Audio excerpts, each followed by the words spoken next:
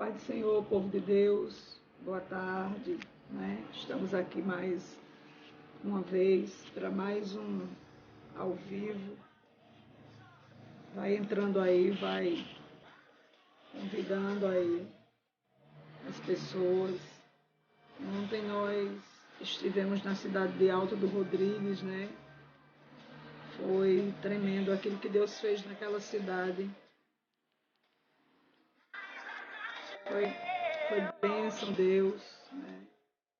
Ali um encontro de mulheres, nós encontramos mulheres ali corajosas, mulheres que amam o Senhor, né? Foi bênção de Deus. Vai aí dando boa tarde para mim, a paz do Senhor, para mim saber que você está aí. Enquanto isso, você abre sua Bíblia no livro dos Juízes, capítulo de número 6. Livro dos Juízes, capítulo de número 6. Abre aí. Está escutando esse louvor aí. Enquanto a gente vai aqui, convidando aqui o pessoal, marcando. Né? Você vai entrando aí. Juízes, capítulo 6.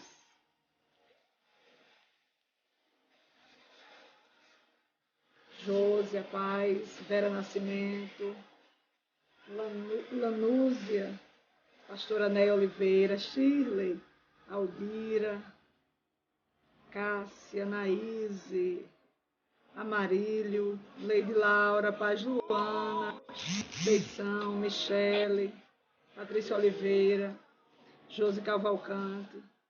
Gente, a paz do Senhor, né? Eu estava dizendo aqui no início que ontem nós estivemos na cidade do Alto do Rodrigues, pregando no 5º encontro de mulheres. Foi algo interdenominacional e, assim, Deus se fez presente, né, naquele lugar. O Senhor nos levou, nos trouxe em segurança. E eu quero só reforçar o convite para o dia 30, viu? Na Assembleia de Deus do Bom Refúgio, aqui na Bernardo Vieira. Lançamento do meu 3º livro, Eu, Caim. Fala sobre rejeição, sobre comportamentos na rejeição. Quem prefaciou foi a minha amiga psicóloga, né, Daniela Macedo, Dani. Eu digo que ela é minha pregadora preferida, foi ela que prefaciou, que me deu essa honra. Se você encontrou, diz aí, me diz aí que você encontrou, dá um feedback aí.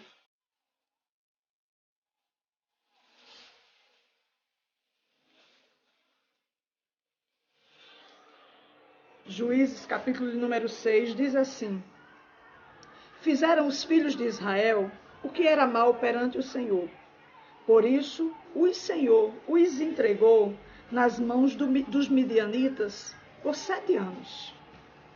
Prevalecendo o domínio dos midianitas sobre Israel, fizeram estes para si, por causa dos midianitas, as covas que estão nos montes, e as cavernas e as fortificações.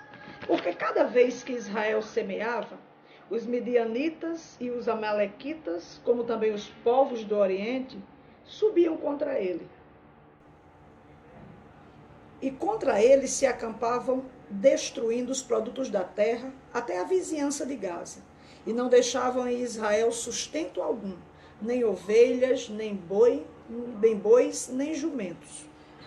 Pois subiam como seus gados e tendas e vinham como gafanhotos, com tanta multidão que não se podiam contar, nem a eles, nem aos seus camelos, e entravam na terra para a destruir. Assim Israel ficou muito debilitado com a presença dos midianitas, então os filhos de Israel clamaram ao Senhor. Tendo os filhos de Israel clamado ao Senhor por causa dos midianitas, o Senhor lhes enviou um profeta que lhes disse: Assim diz o Senhor, Deus de Israel: Eu é que vos fiz subir do Egito, e vos tirei da casa da servidão, e vos livrei das mãos dos egípcios e da mão de todos quanto vos oprimiam. E os expulsei de diante de vós, e vos dei a sua terra. E disse, eu, o Senhor vosso Deus, eu sou o Senhor vosso Deus, não temais os deuses dos amorreus em cuja terra habitais. Contudo, não destes ouvidos à minha voz. Então veio o anjo do Senhor e assentou-se debaixo do carvalho que está em Ofra, que pertencia a Joás, a Bizerita, e Gideão, seu filho, estava malhando trigo no lagar para o pôr a salvo dos midianitas. Então o anjo do Senhor lhe apareceu e disse: o Senhor é contigo, homem valente. Respondeu-lhe Gideão: ai, Senhor meu, se o Senhor é conosco, por que nos sobreveio tudo isto? E o que é feito de todas as suas maravilhas que nossos pais nos contaram, dizendo: não nos fez o Senhor subir do Egito? Porém agora o Senhor nos desamparou e nos entregou nas mãos dos midianitas. Então se virou o Senhor para ele e disse: vai nessa tua força e livra Israel das mãos dos midianitas. Porventura não te enviei eu? E ele disse: ai, Senhor meu, como livrarei Israel? Eis que a minha família é a mais pobre em Manassés, e eu, o menor da casa do meu pai. E tornou-lhe o Senhor: já que eu estou contigo, ferirás os midianitas como se fosse um só homem. Quando nós lemos a Bíblia, constantemente nós estamos nos deparando com homens fazendo coisas grandes para Deus. Só que nós temos muitas vezes uma tendência de nos prendermos nas vitórias, nos grandes feitos, e quando vamos falar acerca desses homens, não percebermos as fraquezas, as debilidades, as angústias e os medos que eles tiveram. Quando nós lemos sobre Abraão, nós vamos perceber que Abraão ele tem um nome, ele tem um título de pai da fé, mas que Abraão ele também sentiu medo.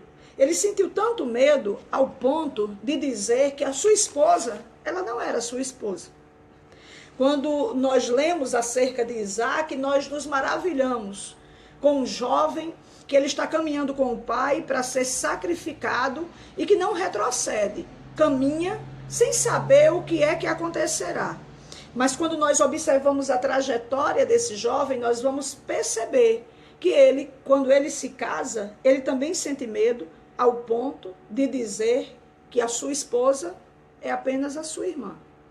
Quando nós lemos acerca da vitória de Baraque, né, ao lado de Débora, nós nos prendemos na vitória. E muitas vezes nós não percebemos que Débora, ela teve uma luta com Baraque, porque ela teve que chamar a atenção de Baraque. E o medo de Baraque era tão grande que ele olha para Débora, Vivi, e diz assim: olha, eu vou. Mas quer saber de uma coisa? Eu só vou se você for. Quando nós lemos a história de Gideão, nós vamos nos deparar com um cenário de opressão por midianitas de 7 anos. E quando nós lemos a Bíblia, constantemente nós nos deparamos com menção a tempo. No deserto, 40 anos. Jesus ele vai ao deserto onde ele é tentado 40 dias. Uma mulher que tinha um fluxo de sangue, 12 anos. Um homem que estava lá no tanque de Betesda, a Bíblia diz que 38 anos enfermo. Quando nós chegamos no capítulo 6 do livro dos Juízes, a Bíblia está dizendo que o povo de Deus, ele está vivendo um período de opressão de 7 anos. Quanto tempo você está vivendo luta? Quanto tempo você está passando por adversidade? Quanto tempo você chora? Quanto tempo você espera a vitória? Quanto tempo você está debaixo de uma promessa?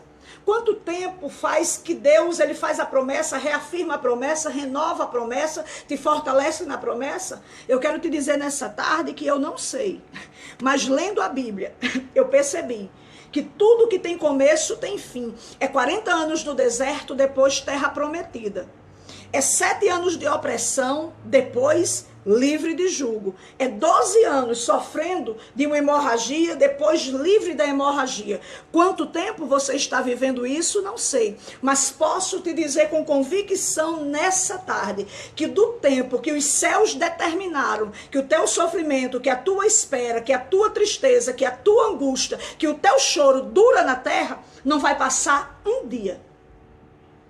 O povo está oprimido, Erilande, durante 7 anos. E a Bíblia diz que o domínio dos midianitas, eles prevalecem de uma forma tão grande que aquele povo, eles vão Eles vão fazer covas nos montes, cavernas e fortificações. A opressão é tão grande que eles criam uma estratégia de sobrevivência para a opressão. E você já observou que algumas vezes na minha vida e na sua vida é assim? Aquilo que nós estamos vivendo é tão forte e nos oprime tanto que nós já queremos nos acostumar, já queremos criar um método, um meio de convivermos com aquilo. Porque muitas vezes desanimamos tanto, Camila Milena, desanimamos tanto, Lúcia Cavalcante, que nós achamos que aquilo não termina e que é melhor nós nos acostumarmos. Mas compreenda algo nessa tarde. Você não tem que fazer cova e você não tem que fazer caverna, porque o que você está vivendo vai passar e vai acabar. Você não tem que criar estratégias na sua vida para conviver com opressão, para conviver com grito, para conviver com maltrato, para conviver com tristeza, para conviver com gente mal educada, para conviver, Cláudia Silva, com gente grossa, para conviver com gente que não tem respeito por você, porque tudo que tem começo tem fim. Eles criam covas, cavernas e fortificações. Porque a Bíblia diz que cada vez que Israel semeava, os midianitas, aliados, não eram sozinhos com os amalequitas e com os povos do Oriente, eles subiam contra eles. E sabe o que é que me chama a atenção? É que os midianitas, eles são descendentes de Abraão com Quetura. Sabe o que é que a Bíblia está dizendo? A Bíblia está dizendo que quem oprimia aquele povo não era gente estranha, era irmão, era parente. E não existe coisa pior do que você ser oprimido, ser maltratado, ser destratado, ser gritado, ser maltratado por parente. Só que nós não estamos imunes a essa realidade. Nós não estamos imunes a esse tipo de coisa.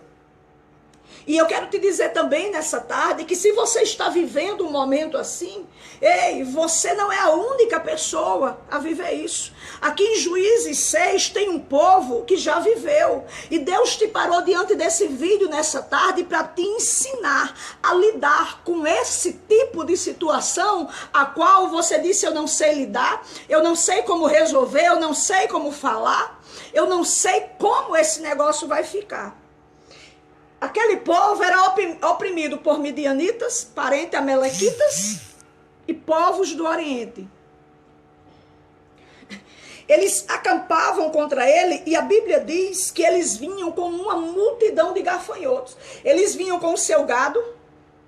Para que gado em guerra? Então o que a Bíblia está dizendo é que eles levavam suprimento para passar o tempo que fosse necessário. Eles vinham com o seu gado, com os seus camelos, e entravam para destruir a terra. Eles não queriam morar na terra. Eles só queriam destruir e dessolar a terra. O único propósito desse povo aqui era afligir e oprimir aquele povo. Cada vez que eles semeavam, cada vez que eles cultivavam, cada vez que eles plantavam naquela terra, quando crescia, que chegava o tempo da colheita, esse povo, ele entrava para saquear e para destruir. Eles não queriam a terra, eles só queriam saquear e destruir. Já se deparou com gente desse tipo? Com gente que não quer você, mas também não deixa você livre. Constantemente nós nos deparamos, às vezes, com mulheres. Elas têm um relacionamento com uma pessoa que essa pessoa não quer assumir o relacionamento com elas, mas também não deixam de estar com elas. Fazem cenas de ciúme, é tão interessante, mas não querem assumir, mas também não deixam em paz. Parece que o único propósito é afligir e entristecer. Algumas vezes isso também acontece com homens, onde mulheres, elas só brincam com eles e elas só se aproveitam daquilo que eles têm.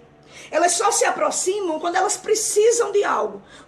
Não deixam que eles se relacionem com outra pessoa, não deixam, talvez você esteja vivendo um momento assim.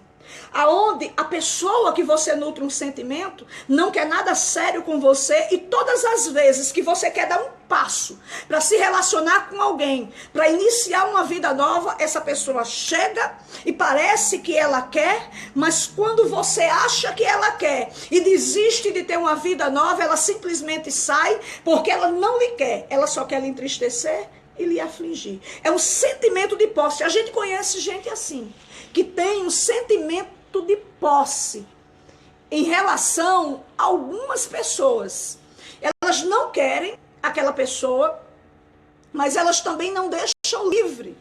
Mas elas também não deixam livre a pessoa. Eles entravam somente para roubar, somente para destruir, só para afligir. A terra não interessava. E a Bíblia diz que Israel ficou muito debilitado com a presença dos midianitas. Quando Israel se debilita muito, após 7 anos, a Bíblia diz que Israel clama ao Senhor. E sabe o que é que me chama a atenção? É porque não clamou antes. Como é que um povo, conhecendo Deus como aquele povo conhecia, passa 7 anos para clamar a Deus? Como é que um povo, conhecendo Deus como aquele povo conhecia, não toma, missionário Gustavo, não toma uma atitude de clamar a Deus?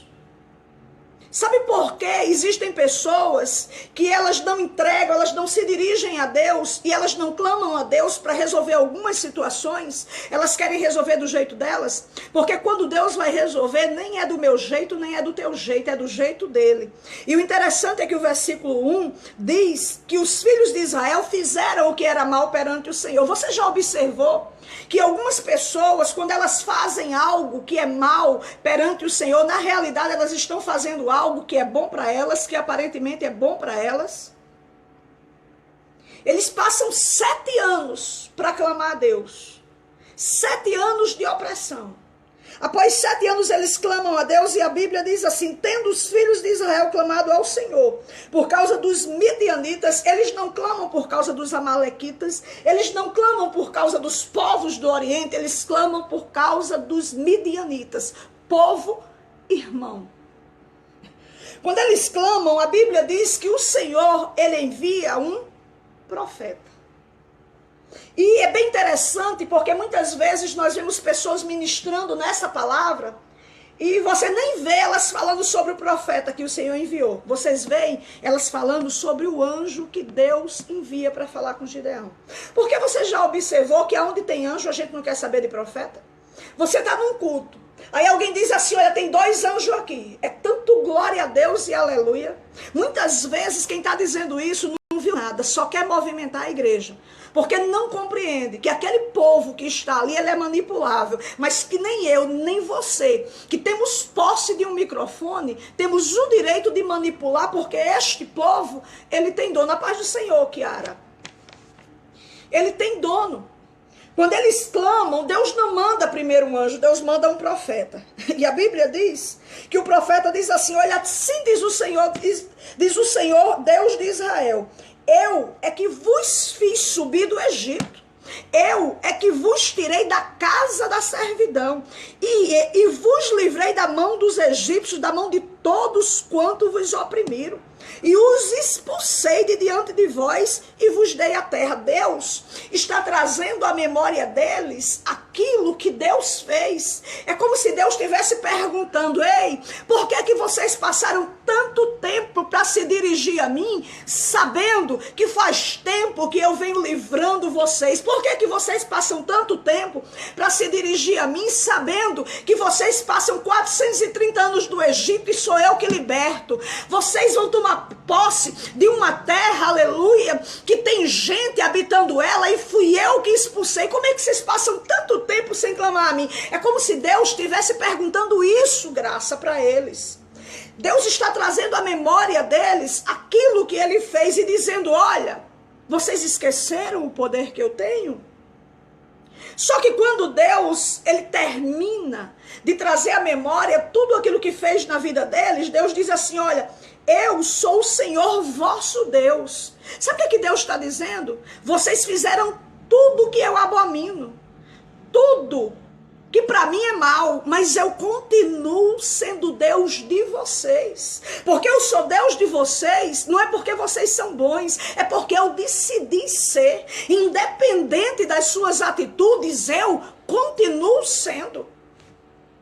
Eu sou o vosso Deus, não temais os deuses dos amorreus, cuja terra habitais. Contudo, não deste ouvidos à minha voz. Preste atenção. Deus está lembrando a eles tudo que fez. Só que depois que Deus termina de lembrar a eles tudo que fez, é tão interessante, porque a Bíblia mostra que quando Deus termina de lembrar aquilo que fez, Deus vai dizer para eles aonde eles estão errando. Porque profeta que é profeta, não passa a mão na minha cabeça e não vai massagear meu ego, não. Porque profeta para dizer só o que eu e você queremos escutar, pode ser profeta de qualquer lugar, menos profeta de Deus.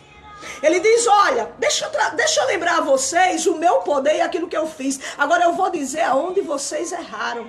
Porque não adianta, aleluia, me livra hoje sem me dizer aonde eu errei. Uma das coisas que eu admiro em Deus é que Ele apenas não livra, mas Ele tem a capacidade de mostrar a mim e a você onde nós erramos. Porque se Deus não mostra para você onde você está errando, Ele te livra hoje e você erra amanhã. Se Deus não mostra para você aonde você está errando no teu casamento, Ele resolve a situação hoje e amanhã você faz de novo. Se Deus não mostra para você aonde você está errando no seu ministério, Ele estabiliza teu ministério hoje e amanhã você mesmo desfaz com as suas mãos. Deus diz, olha, eu livrei, mas você está errado. Aí a Bíblia diz que depois que Deus diz para eles, né, aonde eles erraram, a Bíblia diz que então veio o anjo do Senhor e assentou-se debaixo do cavalo que está em Ofra, que pertence a Joás, o abizerita, e Gideão, seu filho, estava malhando trigo no lagar, para o pôr a salvo dos midianitas. Quando o anjo chega e aparece, aí diz assim, o Senhor é contigo, homem valente. E eu acho linda essa capacidade de Deus, porque quando eu olho aqui para Gideão, como é que Deus ele chama de valente um homem que tem medo. Gideão não está se escondendo, Gideão está escondendo o trigo. Só que quando nós olhamos o texto, nós percebemos que Gideão está assustado para aquilo que Deus está chamando Gideão. E o Senhor diz, olha, o Senhor é contigo, homem valente. E respondeu Gideão, ai meu Senhor, se o Senhor é conosco, por que nos sobreveio tudo isto? O que é feito de todas as maravilhas que nossos pais nos contaram, dizendo, não nos fez subir o Egito, porém o Senhor nos desamparou e nos entregou nas mãos dos midianitas. Deus está chamando de valente uma pessoa que quando nós lemos o texto vai fazer várias provas e a gente percebe que é porque está com medo. Que é porque está com medo. E é muito interessante que quando Deus comissiona Gideão, ele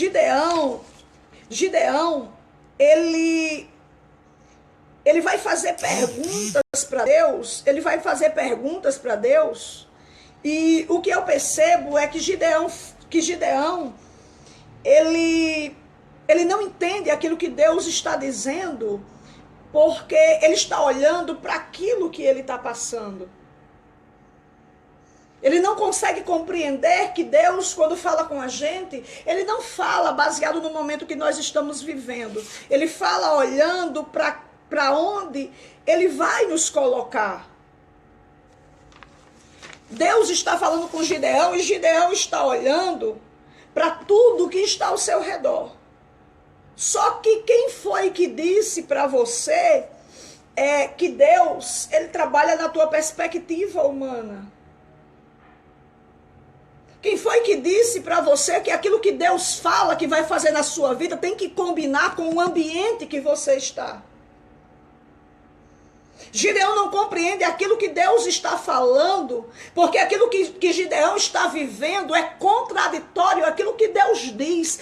A impressão que Gideão tem é que aquilo que Deus diz caminha numa mão e Gideão caminha em uma outra mão diferente. Só que o anjo do Senhor, ele vai comissionar Gideão, e quando Gideão, ele vai apresentar coisas a Deus, daí ele vai perguntar o que é que aconteceu com aquilo que Deus fez, porque Gideão está olhando para tudo que está acontecendo e para ele parece que Deus perdeu o poder de agir. Parece que para Gideão não é nem que tenha perdido o poder de agir, parece que Deus só fez no passado e não tem interesse de fazer no presente. Só que eu quero te dizer nessa tarde que o mesmo Deus que agiu na sua vida no passado, ele pode agir no presente. O mesmo Deus que agiu na sua vida em 2002, ele continua poderoso para agir em 2016. Mas, pastora Regina, 2016 está acabando, tem promessas que Deus me fez, foi para esse ano, ei! Ainda faltam tantos dias, pode só faltar um momento, um minuto. Deus tem poder de agir naquilo que ele te prometeu. A Bíblia diz que o Senhor diz assim: vai nessa tua força e livra Israel das mãos dos midianitas. Porventura não te enviei eu? Que força? Quando a gente olha, não dá para enxergar força em Gideão. Só que você precisa levar em consideração que um dia um profeta, ele chega na casa de um homem chamado Jessé para ungir um rei. Ei, vai passar o mais bonito, que fala melhor, o mais alto, do cabelo mais liso, o mais bem vestido. E Deus está dizendo para aquele profeta que não. Deus está dizendo para aquele profeta que ele enxerga o que está fora, mas ele enxerga o que está dentro. E, olhando aqui numa ótica humana, não dá para enxergar coragem em Gideão, não dá para enxergar força em Gideão. Mas Deus não está olhando para fora, Deus não está mensurando Gideão por aquilo que está ouvindo. Deus está olhando para dentro de Gideão, porque compreenda nessa tarde que Deus, ele consegue ver e perceber coisas dentro de você que você não consegue ver e nem perceber. Deus sabe o que foi que ele colocou dentro de você. Deus sabe a medida de coragem que está dentro de você. Você diz: eu não tenho força. Você diz: eu não posso. Você diz: não tem jeito. E Deus te diz nessa tarde: vai nessa tua força. Eu sei que você tem força. Nós temos o costume de querermos medir a nossa quantidade de força. Só que eu quero te dizer nessa tarde que aquela frase que muitas vezes você usa em momento de raiva, que você diz assim: você não me conhece. Ei, eu quero te dizer que nem você se conhece, porque você não sabe o tamanho da força que você tem. É nos momentos de adversidade, aleluia, quando você diz assim: eu nem sei como é que eu estou conseguindo ficar de pé. É que Deus está olhando lá de cima e está dizendo: ei, eu sempre soube que você tinha essa força para ficar de pé nessa situação, Isaura, lá e vaso que me vai nessa tua força e livra Israel das mãos dos medianitas. Porventura eu não te mandei eu. Ei, é nessa pouca força que você tem que você vai se levantar do meio dos teus. É nessa pouca força, nessa força que você nem enxerga, que você vai fazer coisas grandes nessa cidade, no meio da tua família. O Senhor não já disse? Regina diz e se arrepende. Deus diz e não se arrepende, Kiara. Aí ele diz: ai, Senhor meu, como livrarei Israel? Eis que a minha família é a mais pobre em Manassés. Sabe quem era Manassés? Filho de José. Jacó está velho, caminhando para os dias da sua morte. José ouviu dizer que ele está doente e pega os 2 filhos e levam para Jacó abençoar. Segura Manassés na mão esquerda, Efraim na mão direita, porque quando ele entregar, eu fico imaginando, quando ele colocar diante de Jacó, a mão direita de Jacó vai sobre Manassés e a mão esquerda vai sobre Efraim, porque eu de frente para você, o que está na minha direita fica na sua esquerda e o que está na minha esquerda fica na sua direita. Só que a Bíblia diz que Jacó, ele vai cruzar as mãos desavisadamente. Quem está cruzando as mãos não é um velho com Alzheimer. Não é um velho que caducou pela idade, é alguém, aleluia, que os olhos, eles podem não enxergar mais muito bem na terra, mas os seus olhos espirituais, eles ainda conseguem ver aquilo que a caneta de Deus determina sobre a terra. A Bíblia diz que Jacó cruza os braços e abençoa o menor. Sabe o que é que Gideão está dizendo? Ei, eu sou de uma casa pobre, de um homem que era para ter recebido uma mão só, para ter recebido uma mão direita do seu avô, sua cabeça, e Deus resolveu inverter a bênção e fez do maior menor. Eu sou dessa casa. Será que o Senhor não percebeu que não tem condição? Alamávia soube a daguiaçai. Escuta. Se você me disser isso, eu disse, percebi agora. Só que Deus, ele sabia exatamente, Adriana Avelar, Simone Lessa, Luana, de que casa era Gideão. Porque não se engane, no dia que Deus lhe escolheu, ele não estava enganado acerca de você, ele nunca esteve enganado. Regina se engana. Já prestou atenção que nós constantemente, irmã Isaura Linhares, minha prima, nós nos decepcionamos com pessoas, achamos que elas são boas, quando pensa que não, a gente quebra a cara. Só que quando Deus olha e ele escolhe alguém, ele não escolhe enganado. Mas Deus, ele acredita que quem ele escolheu vai tirar força de onde não tem. Vai pedir a Deus uma prova, uma confirmação, uma reconfirmação, mas vai fazer aquilo que ele está dizendo. Gideão está dizendo, ei, você se enganou, tem gente mais qualificada do que eu. Só que a Bíblia diz que tornou-lhe o Senhor. Já que eu estou contigo, quer saber de uma coisa, Gideão? Tu ferirás os midianitas como se fosse um homem. Quando Gideão diz isso, eu, Regina, teria desistido. Porque me diga, Luana, quem é que vai acreditar numa pessoa que nem ela acredita nela? Quem é que vai dar oportunidade, irmã Isaura, a alguém que não acredita em si? Se nem você acredita em você, como é que eu, Regina, vou acreditar?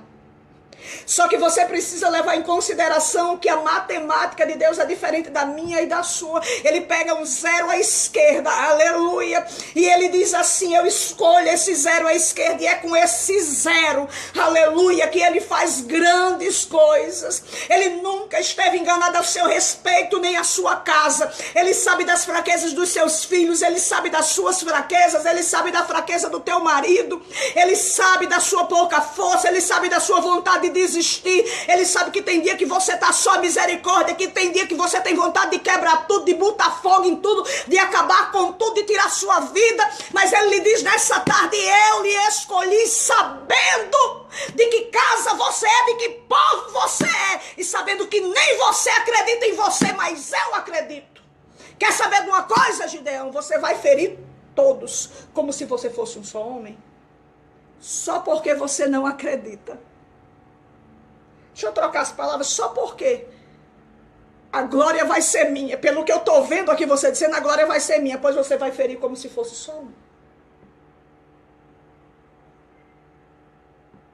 Aí Gideão vai fazer prova de todo jeito, né? Parece a gente. Que Deus usa uma pessoa, aí a gente diz, Deus, eu quero uma confirmação. Aí Deus usa, né? Deus, eu quero uma reconfirmação. Aí Deus usa outra pessoa. Aí a gente diz, Deus, uma reconfirmação. Pra gente é pouco, tanta confirmação. Se Deus, ele fosse como muitos de nós, ele dizia, homem, vai pra lá. Só que Deus não parece com ninguém que você conhece. Porque ele tem uma paciência ilimitada. Com gente que a gente não tem paciência. Depois que Gideão faz todas as provas dele, né? Gideão vai fazer as provas dele. E a gente vê que Deus, ele vai confirmando a partir daquilo que Gideão vai oferecer para Deus. Aí o Senhor diz a ele no versículo 25, diz, naquela mesma noite lhe disse o Senhor, toma um boi que pertence a teu pai, a saber o segundo boi, de 7 anos, e derruba o altar de Baal, que é de teu pai, e corta os postes ídolos que está junto ao altar, e edifica ali E edifica ao Senhor teu Deus um altar. E edifica ao Senhor teu Deus um altar no cimo deste baluarte, em camadas de pedra, e toma o segundo boi e oferecerás em holocausto, com a lenha do poste ídolo que vieres a cortar. Aí a Bíblia diz que Gideão, ele pegou 10 homens, né? Dentre os seus servos, e como o Senhor dissera. Só que a Bíblia diz no versículo de número 27 que Gideão, temendo, porém, a casa do seu pai e os homens daquela cidade, não fez de dia, fez de noite. E eu percebo uma coisa, que quem quer fazer, faz. Ele está com medo. E o medo dele impede ele de fazer diante das pessoas às claras. Ele diz, então eu vou fazer à noite, no escuro. Quem quer fazer, faz. Como você vai fazer, não sei. Mas eu sei de uma coisa, que se você quiser, você faz. Se você quiser iniciar esse propósito, você inicia. Mas, pastora Regina, eu não aguento um jejum de meia hora. Eu não aguento um jejum de meio-dia. Tem gente aí fazendo propósito para demônios de 7 dias. E crente não aguenta jejuar 2 horas. Tem gente aí fazendo propósito de raspar a cabeça para demônio. Fazendo a cabeça para demônio. E tem crente. E tem crente que não aguenta orar 15 minutos. Se você quiser, você faz. Se você quiser, você ergue esse altar. Porque quando a gente quer, a gente acha meio e a gente acha condição. Nós fazemos das tripas coração, mas conseguimos. A Bíblia diz que ele vai cortar de noite. Levantando-se, pois, de madrugada, os homens daquela cidade, eis que o altar de Baal estava derrubado e o poste ídolo junto dele cortado. E o referido segundo boi for oferecido no altar do sacrifício. Quando os homens se levantam, Gideão já tem feito. E uns aos outros diziam, quem fez isso? E perguntaram o inquirindo e disseram, Gideão, filho de Joás, fez esta coisa. Então os homens daquela cidade disseram a Joás, leva para fora teu filho, para que morra. Pois derrubou o altar de Baal e cortou o poste ídolo que estava junto a ele. Porém Joás disse a todos os que se puseram contra ele, contendereis vós por Baal? Livrar-o-eis vós? Porque qualquer que por ele contender ainda esta manhã será morto. Gideão derruba o altar do seu pai e do povo daquela cidade. Toda ação, ela traz uma reação. Quando aquelas pessoas descobrem, elas querem matar Gideão. Elas chegam para o pai de Gideão e dizem, traga ele para fora, para ele morrer. O pai de Gideão, ele é idólatra. Ele serve a um Deus que tem olho e não vê. Que tem boca e não fala. Que tem mão e não pega. Que não se move. Mas é interessante que ele tem um comportamento diferente de meia dúzia de crentes que a gente conhece. Porque a gente conhece gente que Deus fala e quer fazer acontecer aquilo que Deus falou. O pai de Gideão, ele é idólatra. Ele serve, como eu já disse, a um Deus que tem olho e não vê, boca e não fala, mão e não apalpa. Mas ele reconhece que se aquele Deus, ele é Deus, é ele que vai se defender. Por que é que Deus, ele fala as coisas para você e você, na força do seu braço, quer fazer acontecer? Se ele disse que vai abrir a porta, não é você que tem que forçar ela, é Deus que vai abrir. Se ele diz que vai te exaltar, você não tem que andar na sombra de ninguém, você tem que estar na sombra do Altíssimo. Ei, o pai de Gideão está dizendo que se Baal é Deus, ele faça. Baal, imagine o nosso Deus, que nós sabemos que ele tem o governo da terra, que o coração do rei se inclina quando ele quer como correntes de água. Você não tem que fazer acontecer aquilo que Deus disse que ia acontecer, porque todas as vezes que nós queremos ajudar Deus a trabalhar, nós atrapalhamos o agir de Deus. Ele disse, se ele é Deus, resolva e se defenda. Aí o pai de Gideão é idólatra, e ele vai dizer uma coisa interessante, ele diz assim, olha, qualquer que por ele contender, ainda esta manhã será morto. Sabe o que ele está dizendo? Qualquer um que tomar as dores dele e tocar no meu filho, vai morrer. Eu quero te dizer nessa tarde, que por pior que você ache o seu pai e a sua mãe, que por pior que você ache a sua família, família é família. O seu pai, ele pode ter te maltratado a vida toda, mas se ele se deparar com alguém batendo em você, você pode ter certeza que ele toma as dores, que ele acha ruim. Nós às vezes valorizamos mais quem está fora e menos quem está dentro. O pai de Gideão é idólatra. O altar que Gideão colocou no chão é dele. Sabe o que é que ele está dizendo? O meu filho errou. Agora toca nele e ninguém toca. O meu filho errou. Agora mata ele. Quem vier vai ter que se ver primeiro comigo. Valorize mais a sua família. Sabe por que Deus, às vezes, ele permite que a gente se decepcione com gente de fora para que a gente valorize quem está dentro de casa? Quem suporta o teu mau humor são os da tua casa. Quem aguenta a tua desorganização são os da tua casa. Quem aguenta a tua chatice é a tua mulher. Quem suporta o teu mau hálito é o teu marido. Não são tuas amigas. Quem aguenta as tuas esquisitices é a tua família. Sabe por quê? Porque lá fora a gente distribui simpatia e cordialidade. Dentro de casa tem gente que dá coice mais do que cavalo. Algumas vezes Deus permite decepções fora para que a gente valorize mais quem está dentro. Gente, que Deus abençoe vocês. Se Deus falou com você, compartilha aí esse vídeo para Deus abençoar mais gente, né? Para o nome do Senhor ele ser glorificado através da minha vida, através da tua vida. Nós não trabalhamos para um império, nós trabalhamos para um reino. Nós trabalhamos para um reino. Então, compartilha aí esse vídeo para Deus falar com mais pessoas, para Deus alcançar mais pessoas.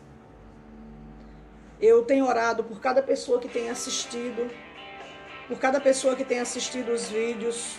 Eu tenho colocado diante do Senhor, a tua vida.